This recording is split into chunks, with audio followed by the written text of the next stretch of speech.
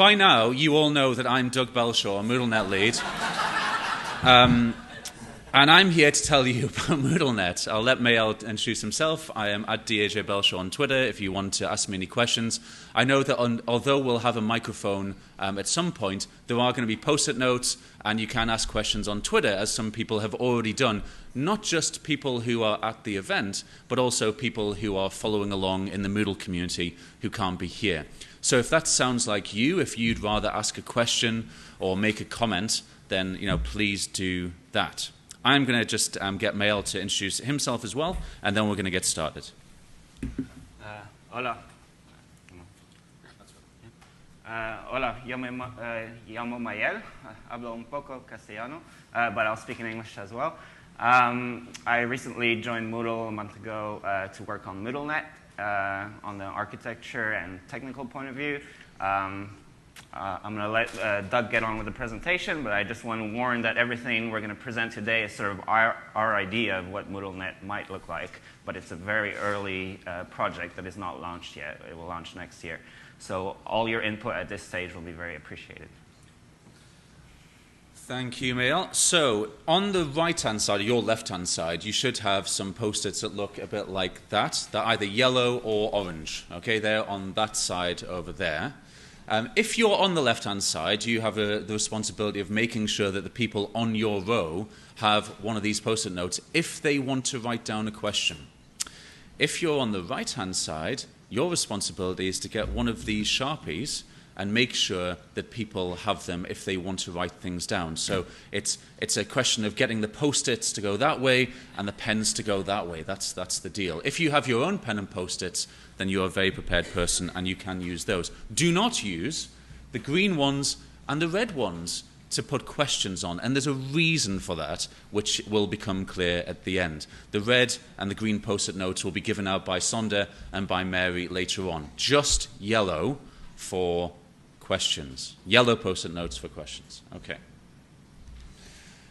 So yesterday, Eva, is Eva here? Is Eva here? No, she must have gone upstairs. Eva, are you there? Excellent, thank you. She took this great photo of Francesca yesterday, and Francesca was talking about, there's Eva over there, thank you. Eva took this great picture, put it on Twitter, of Francesca presenting about Barcelona as a smart city, etc. And we learned how important technology is, but only when we put citizens first and we think about people first. And then Martin was talking about the Sustainable Development Goals, and he was talking in particular about the fourth one, which is quality education.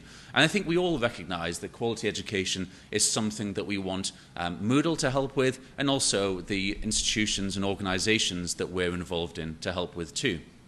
But there's at least two other Sustainable Development Goals that we think MoodleNet might be able to help with, and they are number 11, which is sustainable cities and communities, as we found out yesterday. Making sure that this isn't just like a venture capitalist-backed thing that exists today or goes tomorrow. And like the previous presentation, it's not just an EU-funded thing that disappears, when the funding finishes, like Martin was talking about as well. The other one is partnerships. Partnerships for these goals. We want to make sure that we're partnering with other organizations who can help Moodle achieve our vision and our goals for the planet in harmony with these 17 Sustainable Development Goals. So there's a bunch of text on this slide. It's in Spanish as well, which I'll flick to in a moment. But it's very difficult to actually translate the English of MoodleNet being a new open social media platform for educators focused on professional development and open content. And several people at Moodle have attempted to translate this into Spanish. So if you've got a better way of translating that particular English phrase into Spanish, please do let us know, because we want to make sure that that kind of vision works in every language, including Spanish. So the idea is that we're sharing resources and allowing educators to share with one another to make the world a better place. I used to be a history teacher. I've worked in universities as well before I kind of fell into technology. And I know what it's like, planning lessons, marking, teaching, that kind of stuff. My wife is still a teacher too.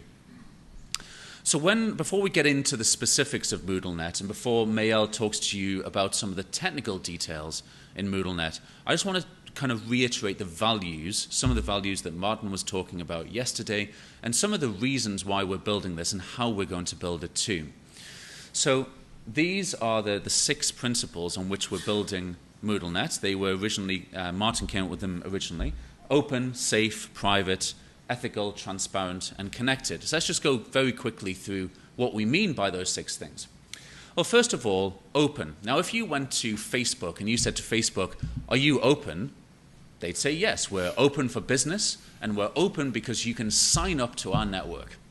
That's not what we mean by open, though. We mean open as in open source. We mean open as in open communities. We mean openness in a very different sense to some of the more kind of Silicon Valley companies. And in terms of safety, I'll use Facebook as an example again.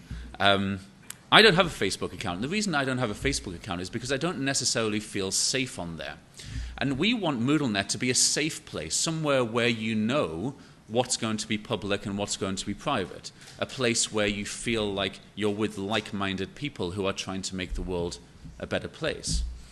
It's a private space as well. We're going to be sharing things publicly in MoodleNet, as you'll see, but also we need to have very fine-grained controls over privacy. So these are kind of the sliders that the gentleman at the back has in his little booth that allow you to turn things up and turn things down depending on what situation you're in. Sometimes you want things to be a private space where you're having private communications. Sometimes it's a group of people like at a Moodle Moot. Sometimes it's public, and you need to have control over that. We want it to be ethical. We want to make decisions not because we're trying to make a huge profit. We need to be financially sustainable, like Martin was talking about yesterday. But we want to make decisions because it's the best thing for educators and it's the best thing for the world. They're the kinds of ethical decisions we want to make with MoodleNet. Transparency is very closely tied to openness, and some of you will have already seen that we're trying to work as openly as possible with MoodleNet. So not just open source code when we come to write the code, but the way that we build it, we're trying to work as openly as possible, inviting people in, as we'll talk about later on, so that you can help shape what it is that we're building. And finally, connected. This is a place where you can not only connect your Moodle instance to other Moodle instances, if you want to do that, but also it's a space where you can make new connections to people in the same country, in the same subject, or just in the same kind of interest area, wherever they are in the world. So they're the 6 principles which are underpinning MoodleNet. If you've got any questions as we go along, the best thing to do is to grab one of those yellow post-it notes and one of those Sharpies, because if you're anything like me, you'll have a question and you'll think, "Oh, I've got a question about that," and then 20 minutes later, you've forgotten the question. So what you should do is grab one of those post-it notes and write down your question and just put that down there so that you can come back to your question later on. Last month in May, Martin flew over from Australia to London, and it was Mayel's first day at Moodle. And Mayel jumped in at the deep end, and we did this design sprint. So a design sprint is where you spend a week and you really dive into what it is that you're trying to build with this product. And sometimes there's big, long conversations that you could have about something, really philosophical discussions that you could have about how to build it. But you have to kind of put those to one side to try and get something built by the end of the week. And so that's what we did. So you can see Martin here with the shirt that he bought next door to where we were doing the design sprint, a lovely Moodle orange there. You can see me there, you can see Mayel. You can see the tall guy there, Brian, who did a lot of the illustrations in this slide deck. And then you might be wondering who the other people are.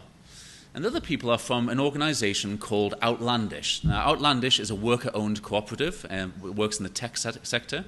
And they helped us do the design sprint, and they did a great job of helping us develop what I'm going to show you now, which is a clickable prototype for MoodleNet. The thing to bear in mind with what I'm about to show you is that there's no code underneath it. It's just a series of wireframes which are linked together with a voiceover from me. I think we're going to have to develop some kind of drinking game for this video, because the number of times I say great or fantastic, yeah, you might have to take a shot if we show this at night time. So 1 shot for great, 2 shots for fantastic, something like that. Let's do that. So it's a resource-centric social network. I'll talk about this in a moment, and I'll come back to it. but I want to show this video now. So could you make sure the sound's going to go through the laptop for the speakers? That would be great. Thank you. Mel, can you press the button and make it go full screen? Hi, it's Doug Belshaw, MoodleNet lead here at Moodle. I just want to show you a demo of what we've been working on this week during a MoodleNet design sprint here in London with Outlandish. Martin Dugiamas flew in as well. So here's what we've been working on. Let's imagine that you're a teacher and you've been messing about with MoodleNet. You joined last week and you're now going about your business of planning some lessons. So here you are at Google and you're searching for teaching the Bolshevik Revolution, and you get your search results. Here they are. And one of them is MoodleNet. Great, well, I already know what this is, so I'm going to go there. And since last time, MoodleNet has updated its privacy policy. So you read that in depth, click I agree, and then here we are, the Bolshevik Revolution. Great.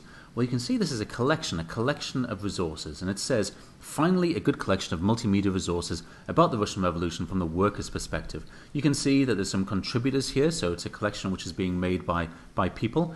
Oh, great, I can add it to my Moodle, so I can add this to my Moodle course, and I can also add my own resources collection, it looks like.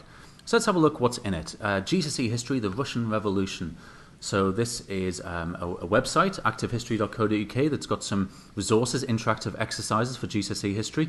And you can see here that some people have commented saying that there's a bit 2 minutes in which really brings this to life. Great, so there's kind of conversations and comments happening from some of my colleagues. What else is in here? Well, let's have a scroll down. Russian Revolution in 10 minutes. Oh, this is a YouTube video. Again, there's other people who are commenting on this. This is great. This is exactly what I want for my teaching. So loads of resources here. Oh, and there's related collections as well, other things that I might find useful. This is fantastic. And this is something which the Red Group has collected. So a community has curated this particular collection of resources. So let's find out a bit more about the Red Group. This renegade group of historians have a shared interest in all things relating to the Russian revolutions of 1917. Well, that sounds like a lot like me. So I'm going to join this community, and I can do that because this isn't one where I have to apply. I can just join and then sign up straight away. So here I am. I'm now a member of the Red Group. I can join in the discussions, and I can start helping them curate resources. Excellent. Okay, well, let's see what's going on. I'm going to go to my profile. Here we are. This is me, Jeremy, and I was added to MoodleNet by Andrea LeBlanc last week, my good friend Andrea. And I've started filling out my profile, my Twitter ID. I'm going to probably add my LinkedIn profile later on. And you can see I'm now a member of 3 communities. I'm a history teacher, so I'm a member of these 3 groups. And I've started adding tags or interests, things that I'm interested in, so that MoodleNet can suggest things that I might be interested in. That's exactly what I want, so I can make sure I've got good resources and good people who I can lean on in my teaching and learning. So now I'm going to go and just see what's been happening in the week since I joined MoodleNet. So here's some update.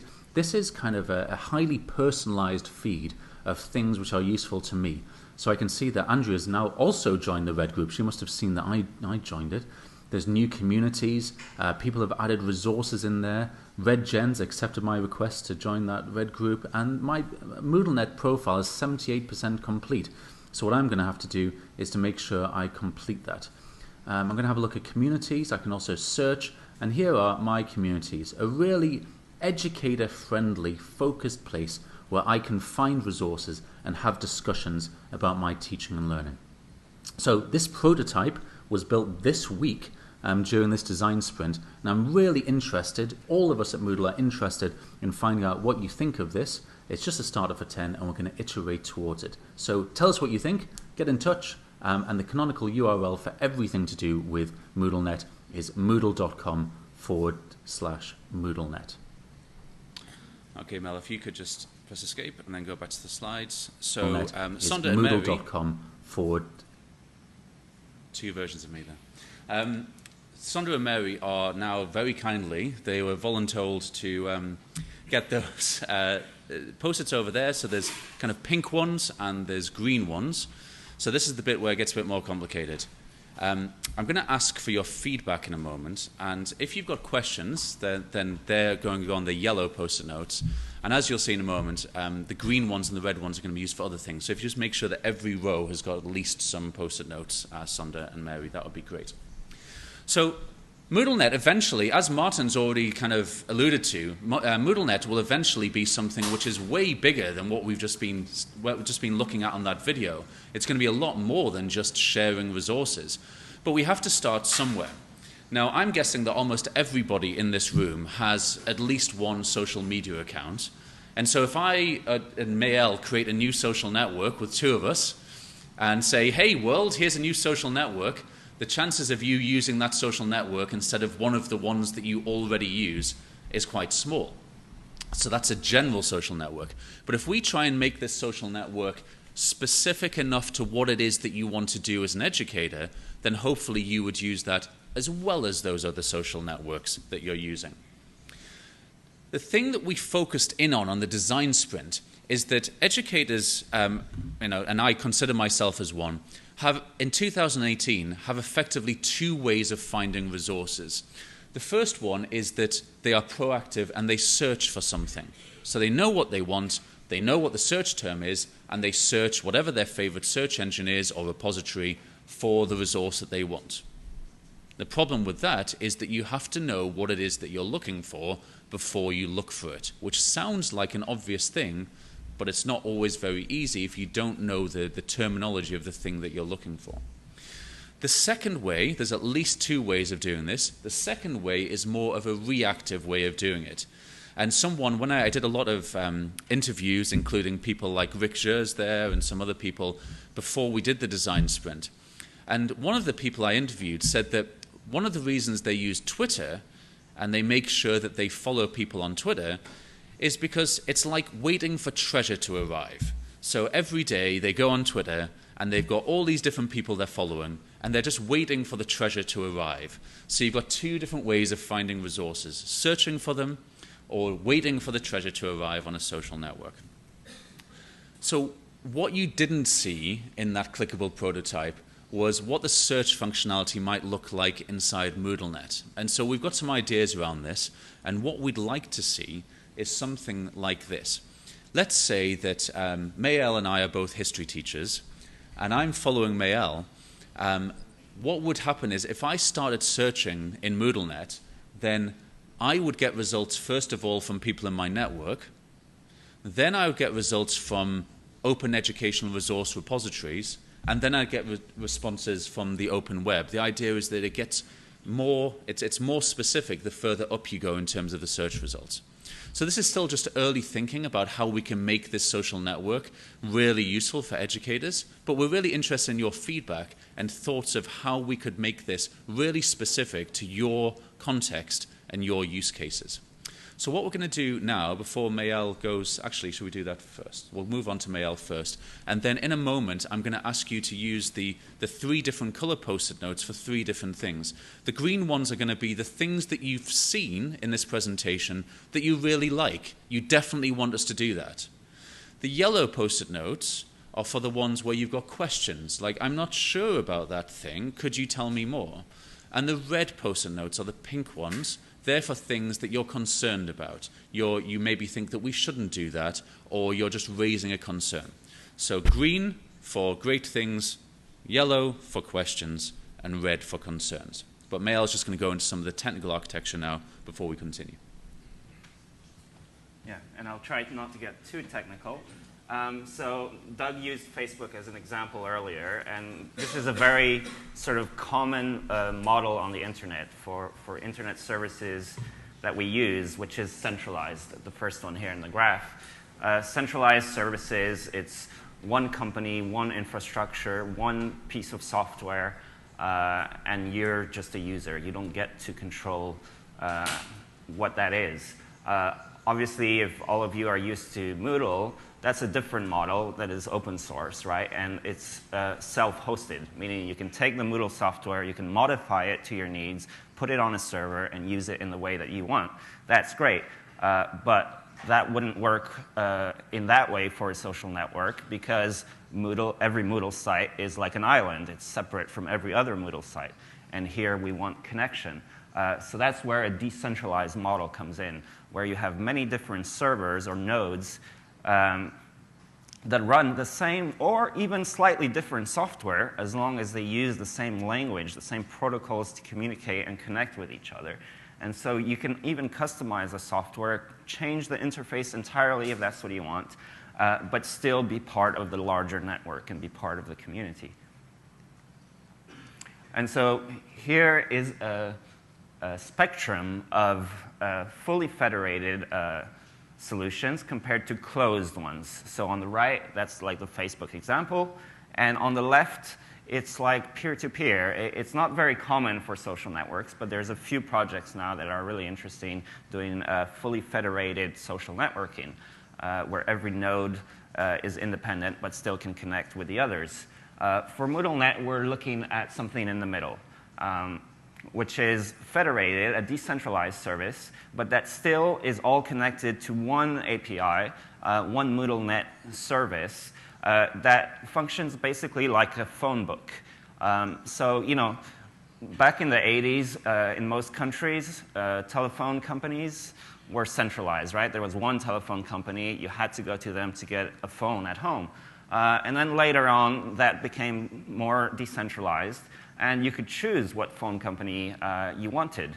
But if you wanted to look somebody up in the phone book, there was still only one phone book, which is very convenient. You wouldn't want to have to like check 10 different phone books. So that's what the MoodleNet core API will do. It will be one place that allows you to find communities, to find resources in the whole network. And so here's a technical diagram that goes into more detail about how that would work. But the main idea is the whole bit in the middle is the part that any organization, like a school or an institution, could install on their server and be part of the MoodleNet network. This is available on our blog, so you can look at it in detail and give us feedback on that if you want. Here is a more sort of zoomed-in diagram that just shows the integration between MoodleNet and Moodle itself, which we think is a very important functionality we'll have so that you can share content from your Moodle courses to MoodleNet and make that available with Creative Commons, and also obviously find content on MoodleNet and import that into your Moodle and start using it right away, or modify it and then maybe share it back as well. So that's me. So just to be clear, we're going to start off with a single MoodleNet site. So you'll be used to signing up to a new service and there being one place that you sign up to that. But the idea is that eventually your university or your organization or whoever it is has their own MoodleNet site, but it's connected to everyone else's, which means that when you search your site, but also the whole of the federated sites as well. The best way of thinking about federation might be the states in the United States of America, or all of the different countries in the European Union. Like the way that they're federated together, they're independent, but they're federated together. And it's a similar kind of technological idea of subsidiarity, which is what Mayel introduced me to last week. I've got a translated version of this as well, but just to say that this guy talks about how the whole point of a federated system is that there's no single centralized authority. So with MoodleNet, if we build it in the way that we're thinking about building it, with a core API as a service, we will provide something centrally, but that central thing is just to make the network work better, like a phone book. It's a place which makes searching easier. If that went away, you could still have the network. It's a resilient network. The idea is that we're not just having a single point of failure. We're trying to make it into this resilient network that anyone can join. And the idea of all of this is to develop stronger relationships between educators around the world. So we've got millions of people, as Martin said yesterday, millions of people using Moodle. But they're doing so in all different places, and they're coming together for Moodle Moots, and they're talking together on Moodle.org. And we want to strengthen those relationships. We want to make you feel like you're a Moodler, you're an educator and you're a Moodler, and you want to make the world a better place through the stuff that you're doing with open source software. So just to run through some of the advantages of decentralization, I've already been through one of them in terms of robustness, but there's basically three. There's participation, so allowing anybody to participate, and not only just participate in our version of how we want MoodleNet to be, but create your version of MoodleNet and connect it to our version and someone else's version. It's better in terms of efficiency, because if you want to make some little change, it's better that you do that on a local level rather than we have to do it centrally for the whole world. Now, that doesn't make any sense to make changes on a world level. Let's make them on a local level. And also privacy. And this is a really nice example. Let's say that, for example, there's some things that you want to keep private inside your version of MoodleNet for your university or school or organization. And you don't want the rest of the network to see that stuff. You can still use MoodleNet in a federated way to have search of certain licenses that you might have or certain content that you might have inside your organization, and you can search that in your MoodleNet while still searching all of the rest of the network, the federated network of MoodleNets. So now's the time when we're going to pause for about 5 to 10 minutes to try and capture some of your thoughts, some of your questions, and some of your ideas. And I can't stress enough, given the number of people in the room, how important it is that you put the questions on and ideas on the right color post-it note. It might seem like a quite trivial thing, but when you collect them all in and you have to deal with them all, it's important that we have them on the right color, please. So, the red one is about concerns. So if you've heard something that we've said or that anyone said about MoodleNet so far during this Moodle Moot, and you've got a concern about it, this is going to be anonymous. So you could just write that down on a red post-it note or a pink post-it note and then just pass it to the end of the row or stick it up somewhere. We don't have to know it was you who was raising that concern. The yellow one, that's for questions that you have. Like, how would that work? Or could you tell me a little bit more about this thing here? That's the yellow ones. And the green ones, don't forget the green ones. The green ones are the things that you've heard from Mayel and me and anyone else who you've heard talk about MoodleNet. Things that you think, that sounds great and exactly what I want, so please do make sure that you build that feature when you release this in January 2019. So, I'm going to circulate, so is Mayel, just to make sure that, if you've got any questions about the process. But red for concerns, yellow for questions, and green for things that you think are great. We'll spend about 5 or 10 minutes doing this until I see people stop scribbling, and then we'll finish off, and then there'll be a chance for questions from the floor at the end. Okay, so 5 or 10 minutes starting from now. All right then, ladies and gentlemen, to make sure that we finish this session on time and give Mary, who I know you're keen to hear from, maximum amount of time for her presentation, I'm going to call those conversations to a halt now. What you should have in front of you is, after the discussion with the people sitting next to you, you should have different post-it notes of different colors. It should be like a rainbow on the seat in front of you.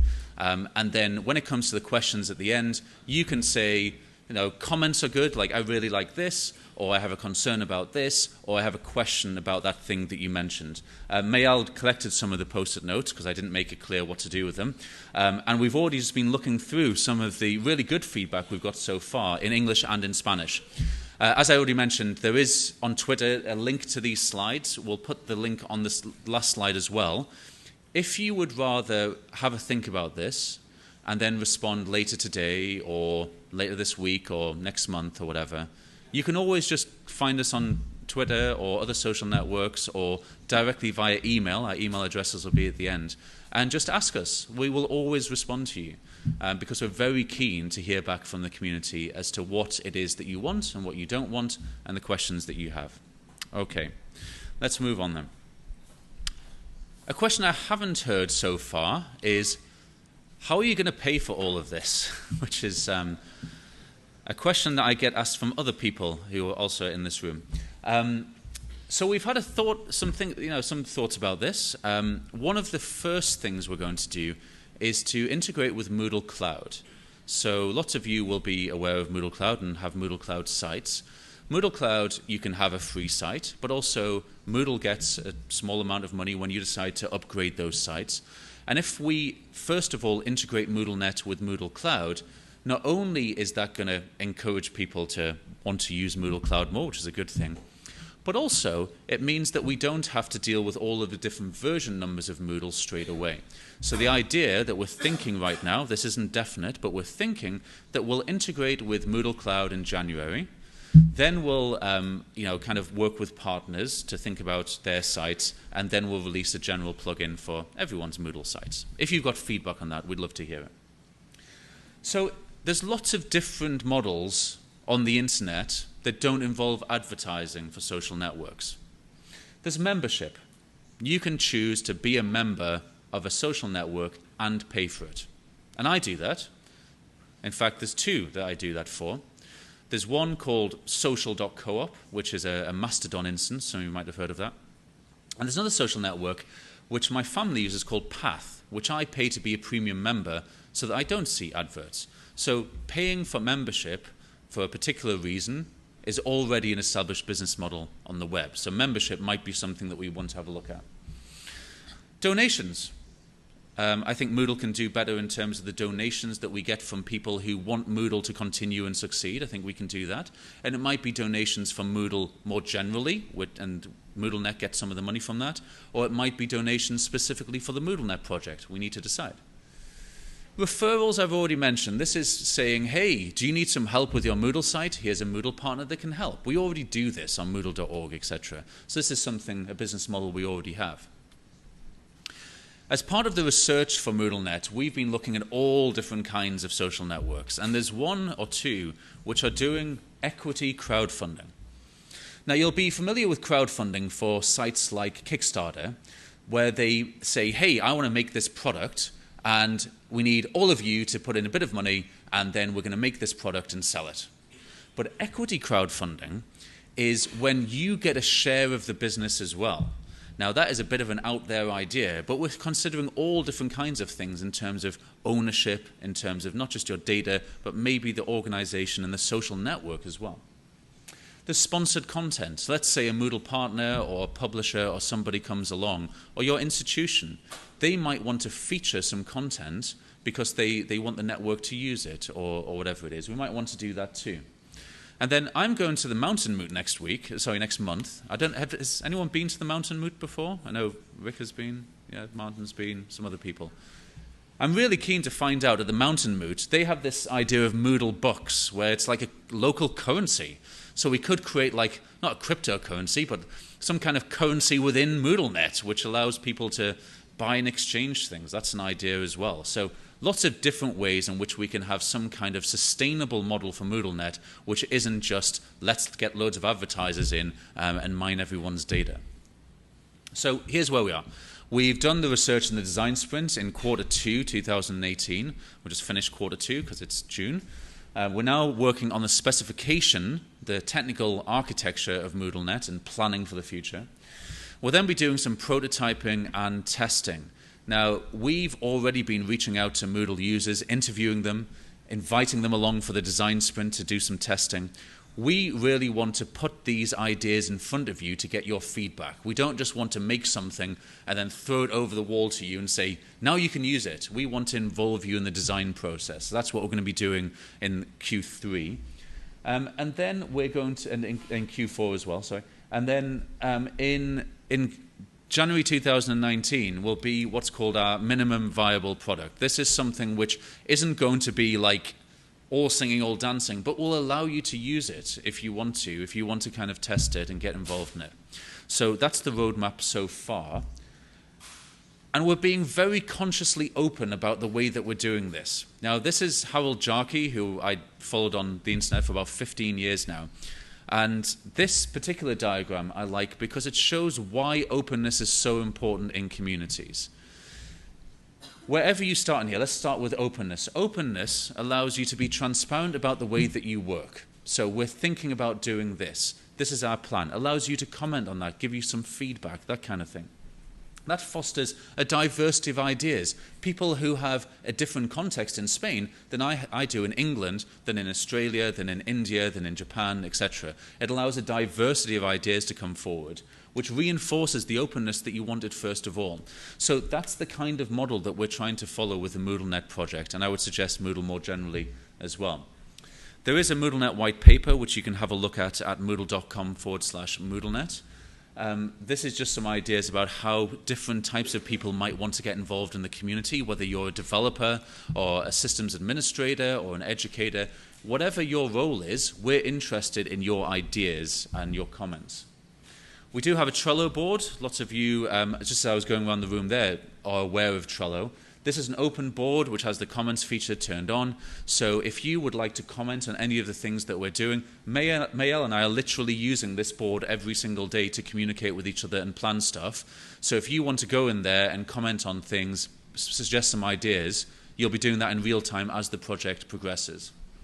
So if you've got any questions, then please, they should be on the yellow ones in front of you. If you've got any concerns, they should be on the red ones. And if you've got any things that you think are awesome, they should be on the green ones. The slides for this presentation, if you want to go back through them, are here, bit.ly/2, and that's an I, a capital I, DPSR3. Okay? But I'm going to pause there in case anyone's got any questions or comments or concerns that they'd like to verbalize using the microphones there. Or if you'd rather just leave your post-it notes there for us to come back to and deal with on a blog post or on a webinar or something like that, you're very welcome to do that too. So I'm going to pause, and if you just raise your hand if you've got a question, we can go from there. Hello. Yeah. Okay. Thank you for the presentation and thank you for the initiative. I'd like to know what happens when I click on the Add to my Moodle button. Sorry, oh, there you are. Sorry. Yeah. What happens when you click the button from MoodleNet to add to my Moodle? That is the $64,000 question, isn't it? Well, if you go back to the diagram, the MoodleNet to Moodle core diagram. There we are. We'd love your ideas. So at the moment, there needs to be a two-way interchange between MoodleNet and Moodle core. So when you're in MoodleNet and you want to put something into Moodle core, the idea is you've got a collection, and that's going to be an MBZ file, which you can then just put into your Moodle course. There's some kind of sandbox, and then you can just pick and choose the things that you want to go into your course. If it's an entire course, it might be a collection of courses, in which case you can just unpack the entire course into your Moodle instance. Yeah? So keep it really simple at first. Eventually, we might use the file picker to be able to go into your MoodleNet favorite collections and things, but that wouldn't be the first thing we did. Then on the other way, let's say, and this is the more interesting one I would say, let's say you're in MoodleNet and you know that you've got a resource that you want to put from Moodle into MoodleNet. Okay, how's that going to work? Well, what we're thinking at the moment, and Mayel can maybe talk about this in a bit more detail, we're thinking about having some kind of MoodleNet-specific repository which is based on Moodle, which basically you click a button, it goes from your Moodle site to this Moodle repository, and then makes that resource public, which can then be referenced in MoodleNet. That's the idea at the moment. But we're trying to keep things really simple so we can see what people actually do. Does that answer your question? Cool. All right. Anyone else? Do you want to join me in case there's any more technical things? Or in Spanish?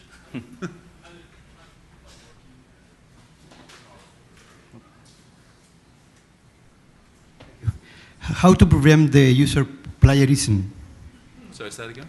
¿Cómo prevenir el plagio en la comunidad? How to prevent? Oh, plagiarism. How do we prevent plagiarism within the community?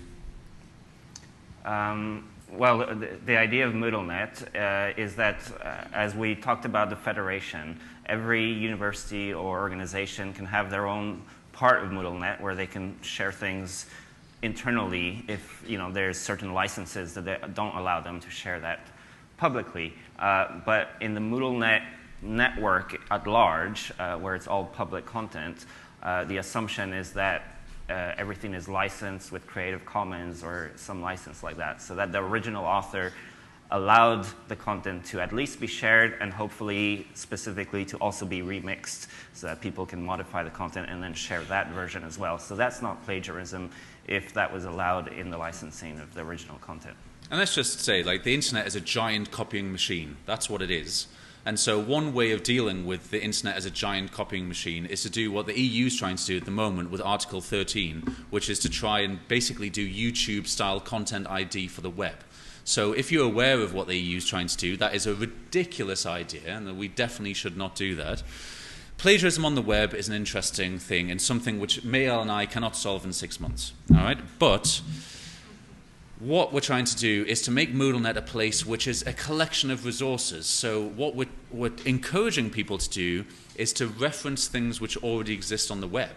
So if you've got a YouTube video, well, the collection is a collection pointing to the YouTube video which exists on someone else's site.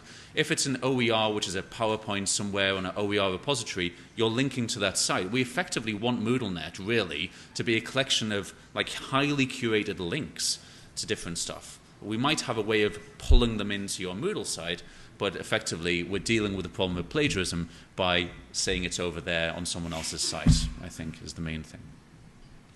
We've got time for one more question, I think, before Mary goes in. A very short question. Make sure it's not plagiarism or something harder. Right at the back. It's going to be a philosophical one, Mayel.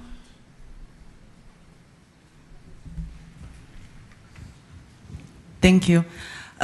Just a short question. How did you come to this, especially for university? How did you measure the need for this, or it is just your idea to connect all Moodle? It was Martin's idea. So Martin flies around the world doing things and talks to people in all different Moodle communities all of the time. So the best connected person in the Moodle community is probably Martin, because he goes to all these different moods, flies around the world, and Martin just doesn't just present at people, he's always listening. And so the need came from talking to people, listening, figuring things out. And so hiring me as MoodleNet lead came from Martin listening to the community and figuring out that this seems to be something that people are asking for. Maybe Martin can expand on that either now or at some point, but do you want to do that?